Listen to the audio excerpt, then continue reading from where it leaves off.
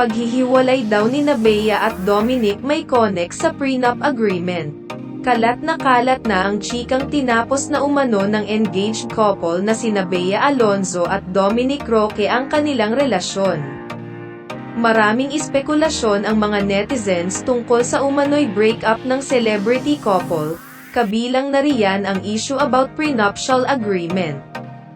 Nagsimula ang chika tungkol sa breakup ng maispatan ng mga Instagram followers ni Bea na hindi nito suot ang engagement ring na ibinigay ni Dominic sa kanya. Sa vlog ng talent manager at content creator na si OG Diaz, sinabi nitong may source siya nagsabing hiwalay nga sina Bea at Dom. Sabi ng isa kong source, wala na sila, hiwalay na sila. May nagsabi rin sa akin na yung post ni Dominic na siya'y nag-iisa na tinatanaw ang dagat at hampas ng alon, meron daw problema yun. Sabi rin ng isa kong source, wala na sila. Hiwalay na sila. Yung Japan trip nila, huling post na nila yun. Wala na. Kaya inaabala na lang ni Bea ang kanyang sarili. Banibisi na lang ni Bea ang kanyang sarili. Pagbabahagi ni Papa O. Chinek namin ang litrato ni Dominic sa IG na tinutukoy ni OG kung saan makikita nga ang binata na nakaupo sa batuhan na malapit sa karagatan at nakatanaw sa malayo. Ang nakapagtataka, naka-off ang comment section sa nasabing post ni Dominic, kaya naman ang feeling ng netizens umiiwas talaga ang binata sa mga bashers at mga maretes dahil baka matanong siya about the alleged breakup. Maraming nag-comment sa issue ng hiwalayan ng engaged couple at may ilang nagsabi na baka raw may kinalaman ito sa usaping prenup agreement. Narito ang ilang reaksyon ng fans ni Bea at Dom. Di kasi pumayag yan ng sa pinapapirma ng kampo ni Bea. Nag-propose na siya, at nag-yes yung girl. Akala ko ikakasal na. What happened? Most likely it's the prenup.